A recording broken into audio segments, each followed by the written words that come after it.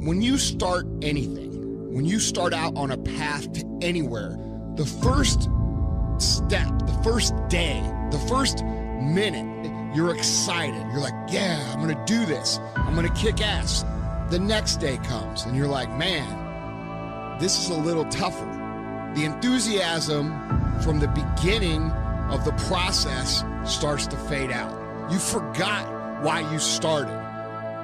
All you could think about is what's in front of you right now. All you could think about is that next grueling step, that next terrible workout, that next day at work that you just can't fucking stand anymore. And you forget the purpose of why you started. And things become monotonous. They become hard. They become miserable. You become angry. You become frustrated.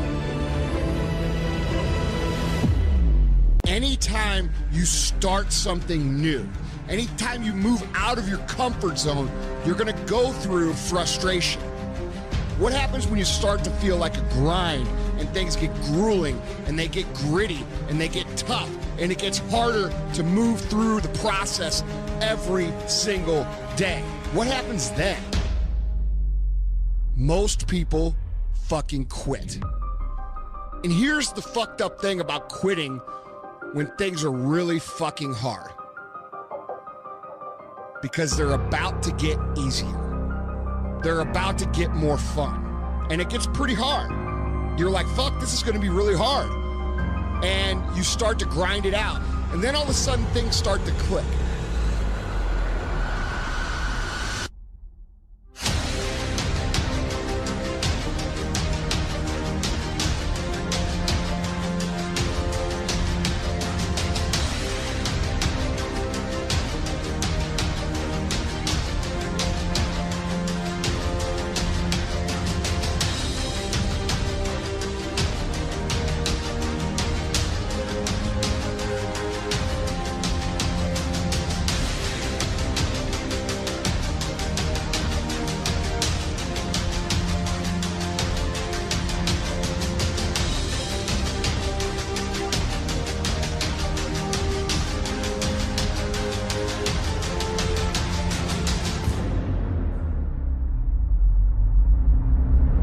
Anytime we work into a new area of life by moving out of our comfort zone, it's gonna get really fucking hard, really fucking fast. That area where it gets really fucking hard is where most people quit. We all have times of frustration. We all have times of anger. We all have times of why me? Why is this so hard for me? But at the end of the day, when you start feeling that massive frustration, that massive anger, that massive irritation and massive stress, you are about to have a breakthrough. You are about to move through an area that most people can't make it through. And you've just got to keep moving. Things are the hardest right before they get better. Things are the most frustrating right before they get better. Things are the worst right before they get better.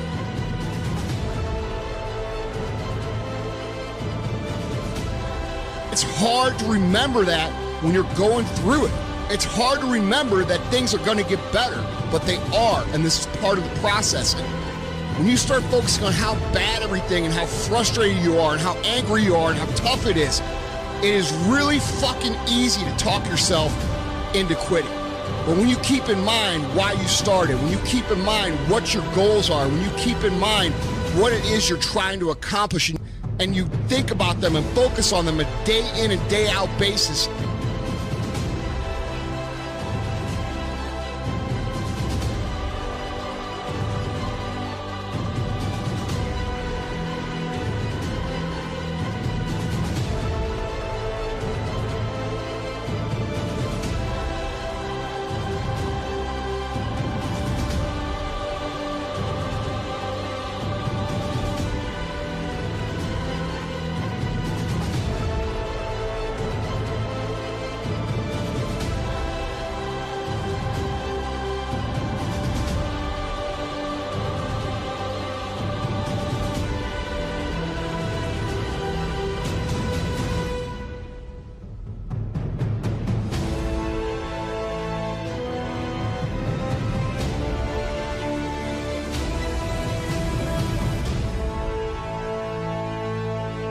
the grind and the grit and the toughest, darkest parts of fucking any journey are right before they get better.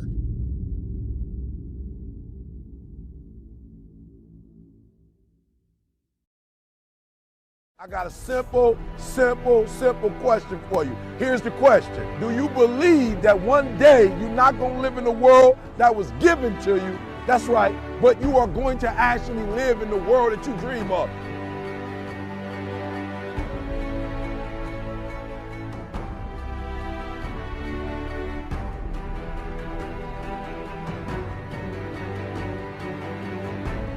You got to make every single second count.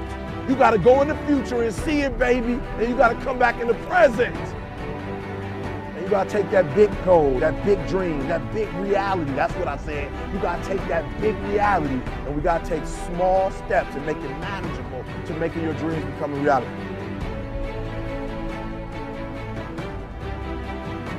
Think big, dream big, but start small. That's right, start small. Remember what I told you, start where you are with what you have, because what you have is plenty.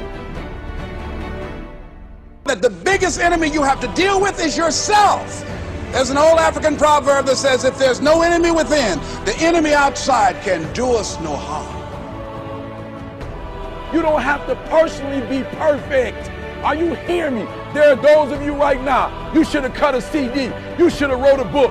You should have got in school and got that degree. You should have started your own business. There's so many things you should have done. You should have done, but you didn't do it because you're scared. You believe that you said scared of what? I ain't scared. You are scared. You are scared. You're scared of failure. You're scared to make a mistake. You're scared that you're not perfect. And I'm telling you today, you ain't got to be perfect. Are you hearing what I'm saying? You don't have to be perfect to get what you want, to do what you want, to have what you want, to be what you want. You don't have to be perfect. It's a lie.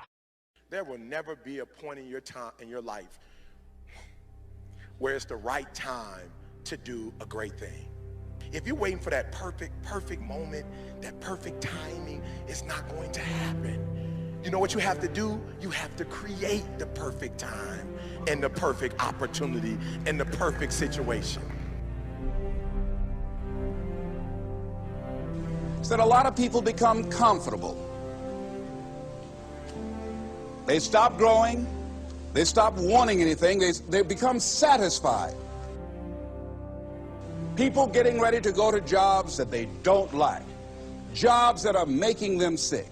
You see, when you're not pursuing your goal, you are literally committing spiritual suicide. When you have some goal out here that you're stretching for and reaching for that takes you out of your comfort zone, you'll find out some talents and abilities you have that you didn't know you have. When the messenger of misery visits you, what are you going to do? What will keep you in the game? There are things that you think you'll never need to know, that you may only need to know one time in your life, but that could save your life because you had that knowledge. Unless you attempt to do something beyond that which you've already mastered, you will never grow. What is it that you looked at some point in time and you decided that you couldn't do it, that you talked yourself out of it? If you're waiting on your next door neighbor to make it happen for you, it may not happen. If you're waiting on your mother or your father, they may be so ancient in their thinking that they don't understand this opportunity that you have. And if you're waiting on them, it may never get done. You don't beg average people to be phenomenal. You don't beg good people to be phenomenal. You just are phenomenal, and you will attract phenomenal.